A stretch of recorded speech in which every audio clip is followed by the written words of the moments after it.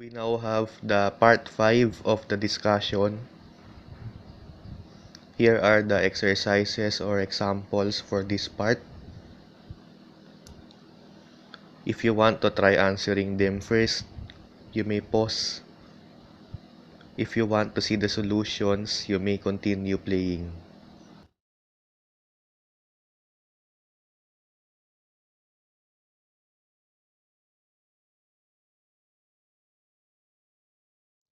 Let's now discuss the first item.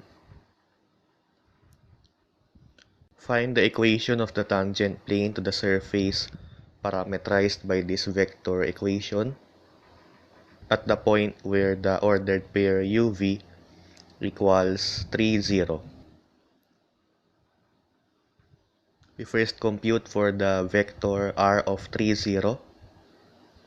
So substitute u equals 3 and v equals 0 to the vector equation here. We get this one. This vector is equal to 3, 0, 0.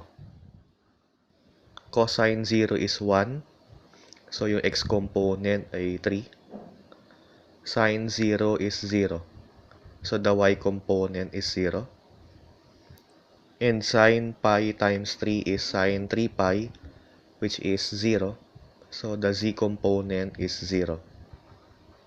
So the point corresponding to u equals 3 and v equals 0 has coordinates 3, 0, 0. Meanwhile, we compute for the partial derivatives of the vector function r. So partial derivative of r with respect to u. Yung first component nito is the partial derivative with respect to u of the first component of r. So, partial derivative sa u ng u cosine v. That's cosine v.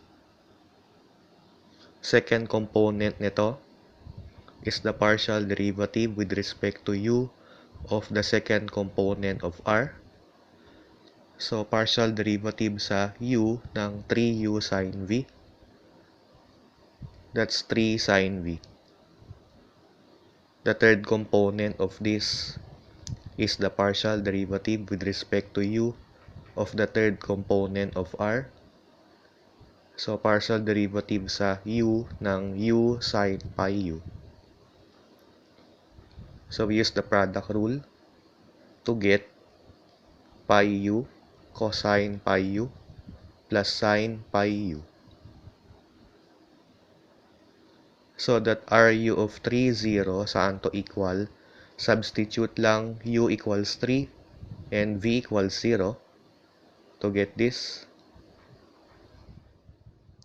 which is equal to 1, 0, negative 3 pi.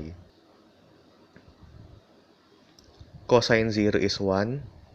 So, 1 ang x component. Sine 0 is 0. So, 0 ang y component. Cosine pi times 3 is cosine 3 pi. So, negative 1 yun. And sine of pi times 3 is 0.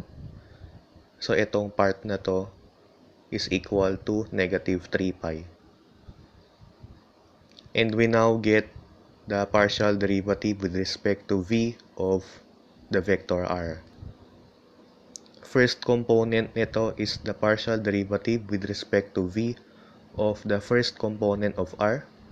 So, partial derivative sa v ng u cosine v, that's negative u sine v. Second component nito is the partial derivative with respect to v of the second component of r. So, partial derivative sa v ng 3u sine v, that's 3u cosine v. And the third component of this is the partial derivative with respect to v of the third component of r. So, partial derivative sa v ng u sine pi u, that's equal to 0. So that rv of 3, 0, substitute lang yung u equals 3 and v equals 0, and this is equal to the vector 0, 9, 0. We now use this vector and this vector to get a normal vector to the tangent plane. We get the cross product of Ru of 3, 0 and Rv of 3, 0. Ito yung components ng Ru of 3, 0. Ito yung components ng Rv of 3, 0. So the cross product is equal to the vector 27 pi 0, 9. First component is 0 minus negative 27 pi, so 27 pi. Second component is 0 minus 0, so 0 yun, pero negative ng 0 is 0. Third component is 9 minus 0, that's 9. So using the point 3, 0, 0 kanina, and this normal vector, the equation of the tangent plane is this one. Ito yung coordinates ng 3, 0, 0. Ito yung components ng normal vector. We can also write this equation in this form. Dividing both sides by 9, we get 3 pi times the quantity x minus 3 plus z equals 0. So we are now done with the first example. We now proceed with the next item. Let S be the surface parameterized by this vector valued function. Find the equation of the tangent plane and a vector equation of the normal line to S at the point with coordinates 1, negative 5, 1. We first find the values of u and v corresponding to the point. So, iset natin yung x equals 1, y equals negative 5, and z equals 1. X equals the x component. So, we have u to the 3 plus vu squared equals 1. Y equals the y component. So, u minus 2v is negative 5. And z equals the z component. So, u plus v equals 1. Using the second and the third equations, we solve for u and v. Tapos, i-check natin yun with the first equation. Multiplying both sides of the third equation by negative 1, we get negative u minus v equals negative 1.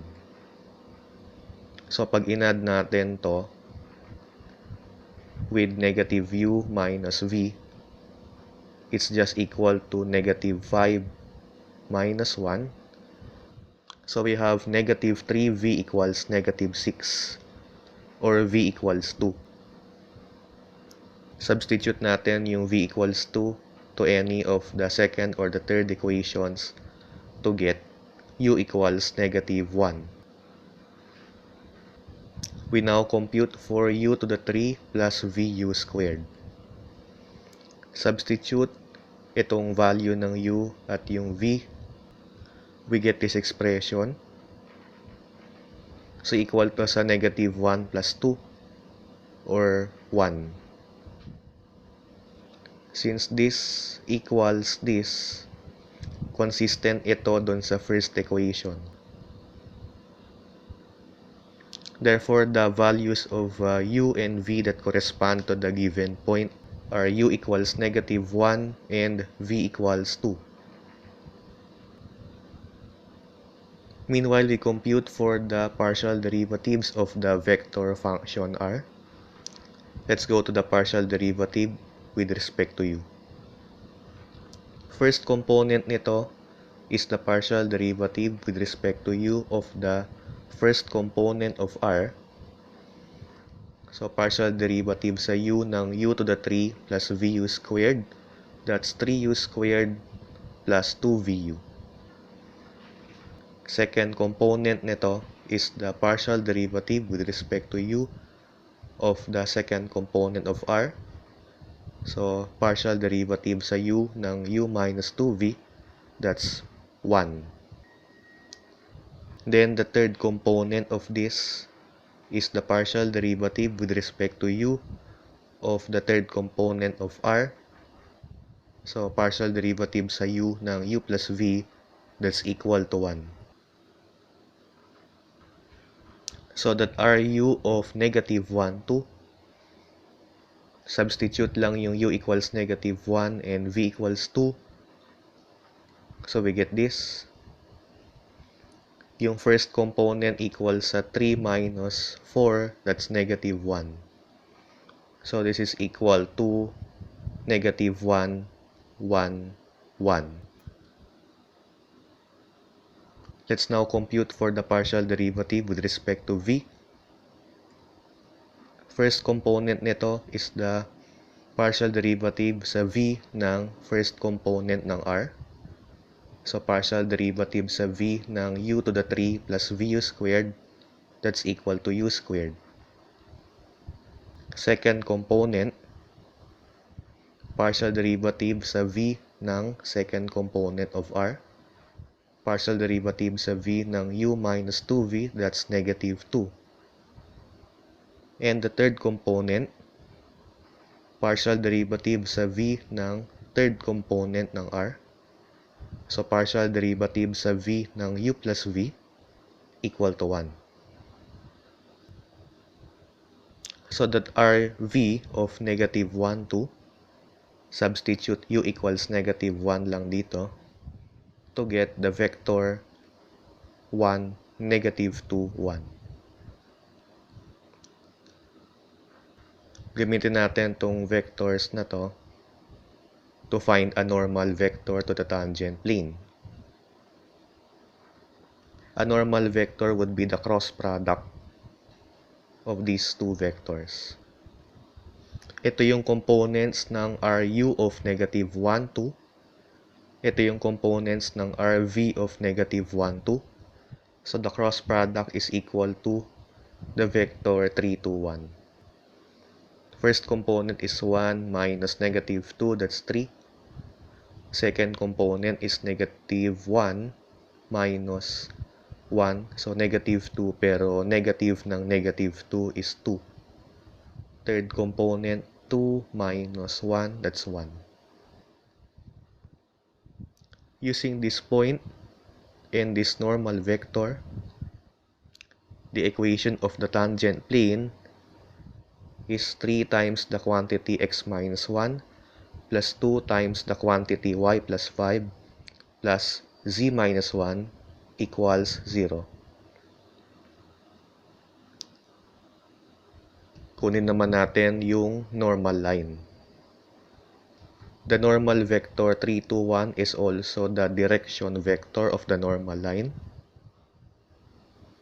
So, using this point and this direction vector, a vector equation for the normal line is L of t equals 1 plus 3t, negative 5 plus 2t, 1 plus t. Ito yung coordinates ng point. Ito yung components ng direction vector. Mayroong 1 dapat dito.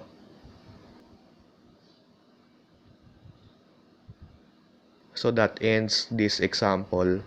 And that ends the discussion on parametric surfaces.